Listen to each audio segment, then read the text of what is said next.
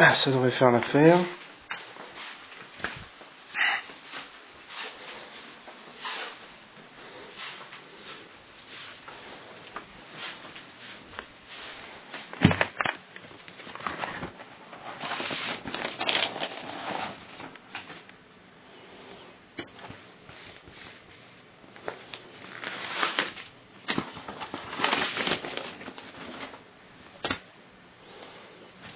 Tac.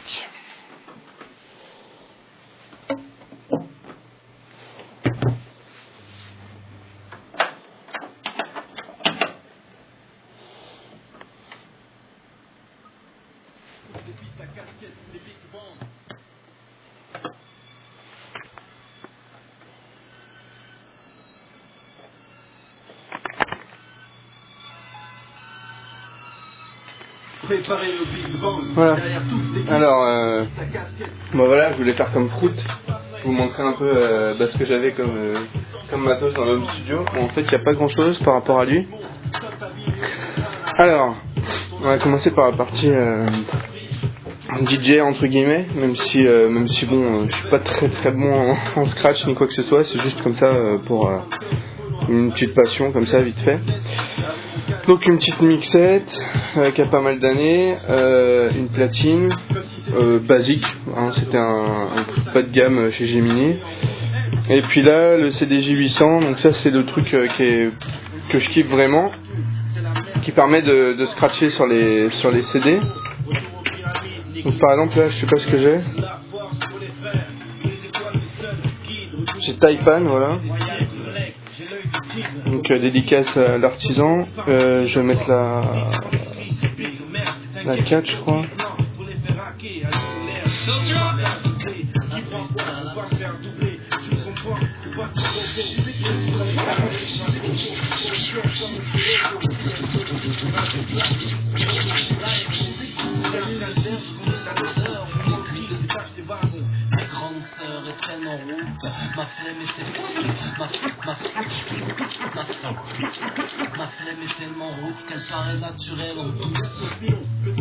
Donc voilà.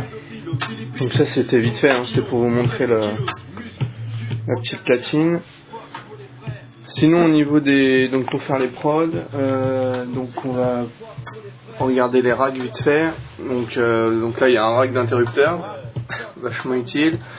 J'ai un compresseur monobande Alesis, un truc que j'avais acheté, donc ça me permet de compresser la basse à gauche, j'ai mis la basse et la voix à droite.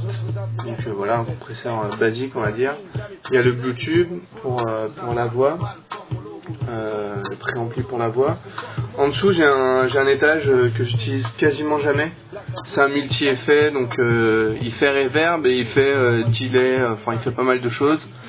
Au début je jouais un peu avec, là j'avoue j'ai un peu laissé tomber, faudrait que je le réutilise parce que les reverbs sont pas trop mal, elles sont même bien je dirais. Là il y a le Bass Station, donc dont N6 aime pas trop la sonorité. Moi je trouve que c'est, j'aime bien cette machine, surtout parce que voilà il y a des potards, on peut s'amuser avec et au final il y a des sons un peu de dingue. Bon j'avoue moi j'utilise pas je pense un dixième des possibilités du truc quoi, parce que mes basses généralement c'est souvent les mêmes, elles sont super étouffées, voilà je fais pas trop de trucs farfelus. Attends, je vais mettre en pause. Voilà, sinon ici on a On a une table de mixage, Behringer, le truc pareil, je sais pas si c'est du bas de gamme, je pense. C'était juste pour pouvoir connecter le sampler au PC et tout le reste.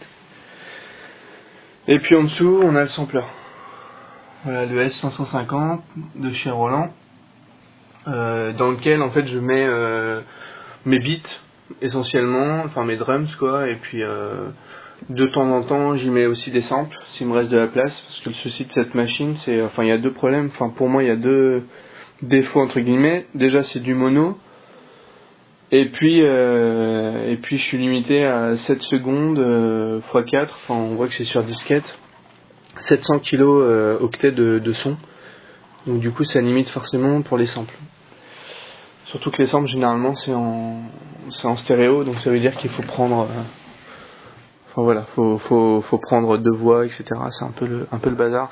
Donc en fait ce que je voulais vous montrer en pratique, parce que là on a fait le tour du matos, mis à part les MSP5, mis à part une guitare acoustique que j'ai eu il y a 2 ans je crois, sur laquelle je le gratte de temps en temps, et mis à part le micro. Hop. Voilà, moi mon micro c'est un Rode NT1 qui a voilà, pas mal d'années. Tout ça je l'ai acheté plus ou moins en même temps, en 2004, suite à la rencontre avec Opuli, qui m'a guidé en fait tout simplement. Mon setup il est plus ou moins calqué sur celui d'Opuli, donc j'étais allé chez lui, j'avais vu comment ça tournait, j'avais demandé des conseils et puis voilà. D'ailleurs, ce sera bien qu'il débarque sur Fils au Poulet, enfin sur Fils, sur AB, parce que moi, je l'aimais bien ce gars-là, il me manque un peu. Voilà, sinon au niveau son là-dedans, j'ai pas grand-chose. Si je vous montrerai après des trucs vintage. Au niveau des casques, voilà, j'ai un DT 770 là. Mais j'ai aussi un AKG, le même que Fruit en fait. Donc au niveau des sons, voilà, je voulais juste vous montrer le sampler, parce que c'est assez rigolo en fait. Voilà, le sampler je l'ai connecté sur mon écran. Alors, j'ai un petit problème avec la souris. Je vais lâcher la caméra 2 secondes. Voilà. Et en gros voilà. Donc ça vient du sampler. On a un beat tout ce qui est de plus simple. Donc grosso modo le sampler, comment ça marche, le S550. Ce qui est pratique c'est que tout se fait à la souris, avec une magnifique souris, n'est-ce pas, et à l'écran, donc ça c'est nickel. Donc voilà, il y a plusieurs modes, on va aller dans le mode édition. Et le principe, bah, c'est comme contact, hein, j'ai envie de dire. On attribue des sons aux notes, enfin un clavier quoi, tout simplement. Donc donc moi c'est ce que j'ai fait là. Donc là je peux du coup si je trouve, mais malheureusement je trouve pas. Ouais, parce qu'il faut que je retourne dans Sonar, voilà, pour lui dire que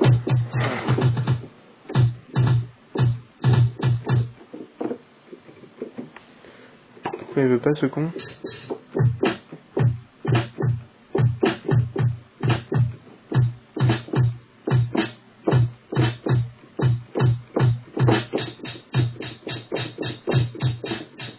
Bref, tout ça pour dire que ça se manie, bah voilà, c'est un sampler quoi, tout simplement. Donc tu attribues les notes aux touches et après tu fais mumuse. Donc ce qui est pas mal, moi je trouve, c'est que voilà, t'as un écran, c'est plutôt pratique à utiliser. Ici on voit tous les sons que j'ai mis dans la banque 1A. Donc voilà, il y a la banque 1A, il y a, je sais plus, il y en a 4 en tout. Et en gros, bah voilà, faut faire là on peut faire mumuse avec des loops, on peut mettre en boucle les sons, on peut voilà. L'édition, on va dire, est plutôt bien pensée entre guillemets pour un appareil qui date des années 80. Et je sais pas si c'était précurseur à l'époque, j'en sais rien du tout par rapport à une MPC ou quoi, mais en tout cas c'est plutôt, enfin je suis pas du tout dépaysé, la prise en main se fait très facilement. Voilà, je fais ma pub. Hein. Donc au final le sampler, voilà, bon après on dispatche les différents